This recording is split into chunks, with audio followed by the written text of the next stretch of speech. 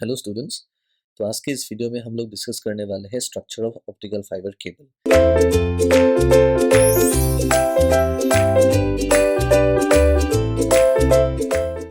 तो last video में हम लोगों ने देखा था कि ऑप्टिकल फाइबर कम्युनिकेशन का बेसिक ब्लॉक डायग्राम क्या होता है। ठीक है, अब उसी को कंटिन्यू करते हैं। इस वीडियो में हम जानते हैं ऑप्टिकल फाइबर केबल का स्ट्रक्चर क्या होता है। ठीक है, तो अब देख सकते हो इस स्लाइड में मैंने एक ऑप्टिकल फाइबर का क्रॉस सेक्शनल व्यू को दिखाया है। ठीक है, अब देखिए हमने लास्ट वीडियो में क्या जाना था कि हम लोग का जो ऑप्टिकल फाइबर केबल होगा वो एक्चुअली बेसिकली एक वेव गाइड है। ठीक है, वो एक बेसिकली होता है वेव गाइड, और इसका एक क्राइटेरिया क्या है, ये होता है लो लॉस वाला। ठीक है, जो लॉस एसोसिएट होगा ऑप्टिकल फाइबर के साथ वो बहुत ही नेग्लिजिबल है। ठीक है, इसलिए इसको हम लो लॉस वेव गाइड भी कहते हैं। ठीक है, अब देखिए ये वाला हमको ये वाला जो ऑप्टिकल फाइबर है, ठीक है, या फिर जो ऑप्टिकल फाइबर कम्युनिकेशन है, ये पूरा का पूरा काम करता है इंफ्रारेड रीजन में। ठीक है, ये इंफ्रारेड रीजन में काम करता है। ठीक है, अब देखिए इस ऑप्टिकल फाइबर केबल का दो इंपॉर्टेंट हिस्सा है, वो है कोर और वो है क्लैडिंग। ठीक है, हमको एक बात और पता है कि ये जो ऑप्टिकल फाइबर है ये हमेशा क्या होता है, किससे बना होता है, ये हमेशा होता है आइडर आपका ग्लास या फिर आपका होता है प्लास्टिक से। ठीक है, क्योंकि ये बेसिकली वेवगाइड होता है, राइट। तो अब देखो ये कोर और क्लैडिंग का सबसे इंपॉर्टेंट रिलेशनशिप रहता है रिफ्रैक्टिव इंडेक्स के साथ। ठीक है, ये हो गया आपका कोर वाला रीजन, यहाँ से यहाँ तक कोर वाला रीजन, और यहाँ से यहाँ तक जो है वो हो गया आपका क्लैडिंग वाला रीजन। ठीक है, ये कोर और क्लैडिंग हमेशा रिफ्रैक्टिव इंडेक्स के साथ जुड़ा रहता है। ठीक है, अब मान लीजिए कोर का जो रिफ्लेक्टिव इंडेक्स रहा, कोर का रिफ्लेक्टिव इंडेक्स होता है, मान लीजिए ग्लास के बारे में ही हम पकड़ रहे हैं, ये 1.5 हुआ। ठीक है, और क्लैडिंग का जो रिफ्लेक्टिव इंडेक्स होता है प्रैक्टिकली वो होता है लगभग 1.48 के आसपास। तो हम यहाँ पे देख सकते हैं कि कोर का रिफ्लेक्टिव इंडेक्स का वैल्यू क्लैडिंग के रिफ्लेक्टिव इंडेक्स के वैल्यू से ज़्यादा है। ठीक है, ये इसलिए ज़्यादा होगा क्योंकि हम जो लाइट रे यहाँ पे लॉन्च करेंगे, ठीक है, वो हमेशा कोर में ही लॉन्च करेंगे और कोर में से ही ये आगे तक प्रोपगेट होगा। ठीक है, तो यहाँ पे क्या होना चाहिए, कोर के अंदर हमको टोटल इंटरनल रिफ्लेक्शन, हमको कोर के अंदर क्या चाहिए, टोटल इंटरनल रिफ्लेक्शन चाहिए। तो इसको हासिल करने के लिए ये जो कोर और क्लैडिंग का रिफ्लेक्टिव इंडेक्स का डिफरेंस हमको मेंटेन करना पड़ता है हमेशा। ये बात आप लोग को याद रखिएगा, क्योंकि जब हम न्यूमेरिकल्स करने वाले हैं तब कोर और क्लैडिंग का रिफ्लेक्टिव इंडेक्स एक बहुत ही अहम रोल प्ले करने वाला है। ठीक है, अब देखिए इस डायग्राम में आप लोग को क्या नजर आएगा, एक जैकेट नजर आएगा, राइट। क्यों ये जैकेट का जरूरत क्या है, इस जैकेट का जरूरत है कि ये जो मटेरियल होता है, ठीक है, ऑप्टिकल फाइबर केबल का, ग्लास या प्लास्टिक, वो बहुत ही डेलिकेट मटेरियल होता है और बहुत ही थिन होता है। ठीक है, ये ताकि खराब ना हो जाए, क्योंकि देखिए ऑप्टिकल फाइबर कम्युनिकेशन एक बहुत ही सोफिस्टिकेटेड कम्युनिकेशन सिस्टम है। ठीक है, तो इसको मेंटेन करना पड़ेगा। ठीक है, इसलिए, और देखिए इतना सोफिस्टिकेटेड सिस्टम को आप हर रोज मेंटेन या फिर आप इसको मतलब हाई कॉस्ट में इसको मेंटेन नहीं कर सकते हो। तो एक ही बार में इसको इंस्टॉल करना है और बढ़िया से करना है। जो भी आप इस पे इंस्टॉल करवाओगे, जो भी डिवाइसेस होगा, वो लॉन्ग टाइम के लिए सही सलामत इसको रखना बहुत ही ज़रूरत है इस, राइट। तो इसलिए एक प्रोटेक्टिव लेयर का ज़रूरत होता है, क्योंकि ग्लास और प्लास्टिक जो मटेरियल होगा वो बेसिकली क्या होता है, बहुत ही कमज़ोर होता है। ठीक है, उसका ग्लास और प्लास्टिक का प्रॉपर्टी यही होता है कि वो कमज़ोर होता है बाय नेचर। ठीक है, तो इसलिए हम क्या करेंगे, इस पूरा जो कोर और क्लैडिंग का हिस्सा आएगा इसको हम एक प्रोटेक्टिव जैकेट के अंदर इसको डालेंगे।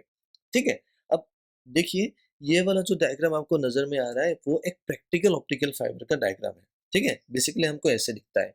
तो ये जो पहले वाला जो हिस्सा हुआ यहाँ से यहाँ तक, इसको हम कोर बोलते हैं। ठीक है, और अब देखिए इस कोर को सराउंडिंग या फिर कोर को कवर कौन करता है, उसको करता है क्लैडिंग। ठीक है, ये दोनों हो गया कोर और क्लैडिंग। ठीक है, अब देखिए जो इस वाले, अब देख सकते हो इस वाले डायग्राम में जो जैकेट यहाँ पे दिखाया था, उस जैकेट का पार्ट कितना है, कोर आ गया, क्लैडिंग आ गया। अब देखिए यहाँ पे 4 डिफरेंट लेयर्स आपको फिर से नजर आ रहे हैं। ठीक है? तो जो जैकेट होता है वो जैकेट का एक्चुअली अलग-अलग हिस्सा होता है, ठीक है? अब देखो, पहला वाला हिस्सा आता है आपका प्रोटेक्टिव कोटिंग, ठीक है? ये प्रोटेक्टिव कोटिंग हमको किस लिए चाहिए? देखिए, बेसिकली क्या होता है, हम ऑप्टिकल फाइबर केबल को अंडरग्राउंड केबल के तौर पे हम देखते हैं, ठीक है? ये ज़मीन के अंदर रहता है मोस्ट ऑफ द टाइम्स। तो क्या होगा, मोस्ट ऑफ ये जो ज़मीन के अंदर रहेगा, तो इसमें बहुत हाई प्रेशर यूज़ होता है, ठीक है? हाई प्रेशर होने के बाद और देखिए, एक और फैक्टर आता है यहाँ पे, वो होता है आपका ह्यूमिडिटी, ठीक है? तो और इम्पोर्टेंट फैक्टर आता है, एक तो ह्यूमिडिटी और एक तो आता है मॉइस्चर, ठीक है? ये दोनों, ह्यूमिडिटी और मॉइस्चर, इसके ऊपर काम करता है, ठीक है? और ऊपर से आपका आ गया प्रेशर, ठीक है? ये 3 इम्पोर्टेंट फैक्टर इसके ऊपर आता है।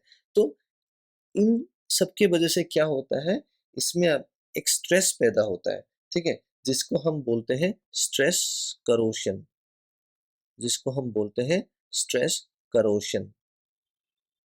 मतलब वो धीरे-धीरे, धीरे-धीरे करोड होने लगेगा। मतलब ये धीरे-धीरे, वो इसमें बॉडी में कुछ मार्क्स आएँगे, मतलब ये डिफ़ॉर्म होने लगेगा, ठीक है? करोशन का मतलब होता है डिफ़ॉर्मिटीज़, ठीक है?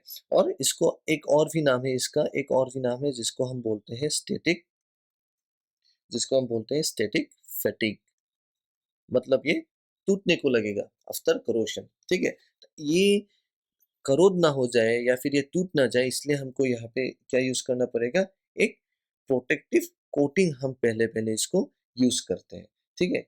ये क्या होता है, ये इसको एक मैकेनिकल स्ट्रेंथ एक प्रोवाइड करता है, ठीक है? वो भी ताकि जब देखिए बहुत टाइम के लिए हम इसको ज़मीन के अंदर रखेंगे या फिर मान लो ये एरियल केबल ही रहा, इसको हम बिजली के खंभों में ही हमने इसको इंस्टॉल कर दिया, ठीक है? तभी भी ये सब फैक्टर्स, ह्यूमिडिटी, मॉइस्चर और प्रेशर, ठीक है? ये सब उस पे एक्ट करेगा। तो बहुत लंबे टाइम के लिए हमको ये मेंटेन रखना है, ठीक है? इसलिए इसको एक प्रोटेक्टिव कोटिंग लगाना ही है, ताकि इसमें कुछ फ्रैक्चर या फिर कुछ फटीग के वजह से कुछ ब्रेक्स या फिर कुछ भी, मतलब एक्सटर्नल डिफिकल्टीज इसमें अराइज ना हो, इसलिए हमको एक प्रोटेक्टिव कोटिंग यहाँ पे डालना पड़ता है, ठीक है? अब इसको देखिए, अब इसके आगे एक और है, वो होता है बफर जैकेट, ठीक है? अब बफर जैकेट में हम क्या करेंगे, इसको एक एडिशनल एक प्रोटेक्टिव लेयर होता है, ऑलरेडी प्रोटेक्टिव कोटिंग है, इसके ऊपर से हमने बफर जैकेट को डाल दिया। ये बफर जैकेट ये किसके अगेंस्ट काम करेगा, ये काम करेगा एब्रेशन के अगेंस्ट, ठीक है? एब्रेशन मतलब क्या होता है, खिसने की वजह से जो डिफॉर्मिटीज आता है वो एब्रेशन की वजह से आता है, या फिर आप बोल सकते हो कुछ शॉक, ठीक है?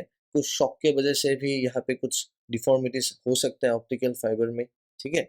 ये एब्रेशन और शॉक को ये हैंडल करता है, ठीक है? ताकि कुछ डिफॉर्मिटीज ऑप्टिकल केबल में ना आए, ठीक है? अब देख सकते हो एक और लेयर भी यहाँ पे है, ठीक है? इसको हम बोलते हैं स्ट्रेंथ मेंबर, ठीक है? ये स्ट्रेंथ मेंबर क्या करता है, ये जो स्ट्रेंथ मेंबर आता है, वो ऑप्टिकल फाइबर को बेसिकली टेंसाइल स्ट्रेंथ प्रोवाइड करता है, ठीक है? ये ऑप्टिकल केबल को टेंसाइल स्ट्रेंथ प्रोवाइड करता है,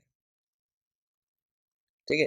ताकि ये आराम से बहुत दिनों तक एकदम बढ़िया से ये रहे, ठीक है? और बाद का जो आपका लेयर आता है, उसको हम बोलते हैं पॉलीयूरेथेन आउटलेट जैकेट, एकदम बाद में आता है। ये एक फ़ोम के जैसे, एक नॉर्मली ये बेसिकली एक फ़ोम के फॉर्म में आता है, ठीक है? इसको हम पूरे ऑप्टिकल फाइबर केबल के ऊपर इसको हम चढ़ाते हैं, ताकि ये मैकेनिकल स्ट्रेंथ जो ऑप्टिकल फाइबर केबल को चाहिए, ये मैकेनिकल स्ट्रेंथ ऑप्टिकल फाइबर को प्रोवाइड करेगा, ठीक है? अब देखो, इतने सारे जो प्रोटेक्टिव लेयर है, मैं पहले भी रिपीट बोला था, फिर से एक बार रिपीट कर रहा हूँ, इन सब प्रोटेक्टिव लेयर को हम इसलिए यूज़ करते हैं, क्योंकि बहुत लंबे टाइम के लिए हमको ऑप्टिकल फाइबर को यूज़ में रखना है, ठीक है? हर रोज़ हम इसको मेंटेन नहीं कर सकते हैं। एक बार इंस्टॉल हो गया तो बहुत लंबे टाइम के लिए इसको सही सलामत रहना ज़रूरी है, क्योंकि ये ओवरऑल जो सेटअप आता है ऑप्टिकल फाइबर कम्युनिकेशन का, वो एक कॉस्टली सेटअप है, ठीक है? इसलिए हम इतने सारे चीज़ों को एक साथ जोड़ते हैं ऑप्टिकल फाइबर केबल में, ठीक है? अब देखिए, यहाँ पे जो ऑप्टिकल फाइबर होता है वो मैं पहले भी बोला था, वो बेसिकली लॉसेस को रिड्यूस करने के लिए, ठीक है, हम यूज़ करते हैं। ऑप्टिकल फाइबर एक लो लॉस लिंक है या फिर एक चैनल है, ठीक है।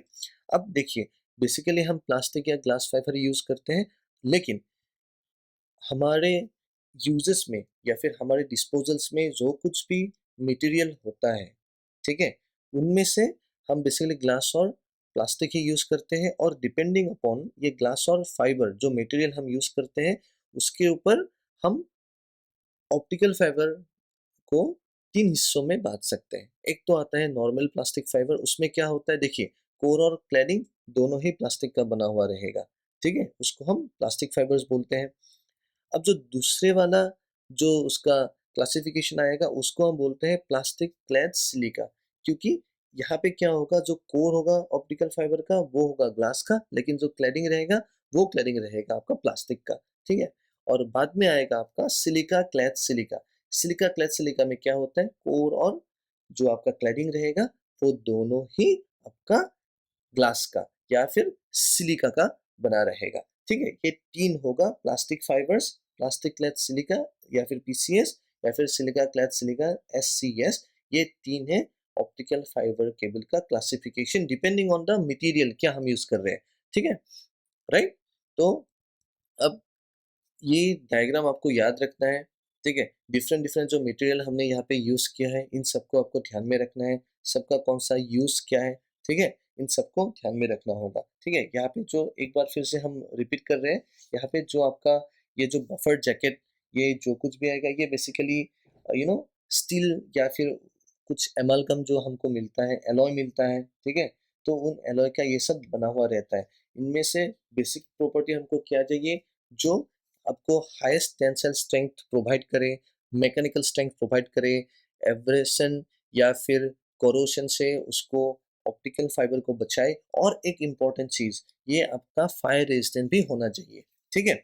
तो आज का वीडियो यहीं पे ख़त्म करते हैं। अगले वीडियो में हम ऑप्टिकल फाइबर केबल्स का क्लासिफिकेशन के बारे में जानेंगे। बेसिकली कोर और क्लैडिंग ये कैसे लाइट को फॉरवर्ड ट्रांसमिशन में यूज़ होता है, ठीक है, उसके बारे में हम लोग जानेंगे। Thank you.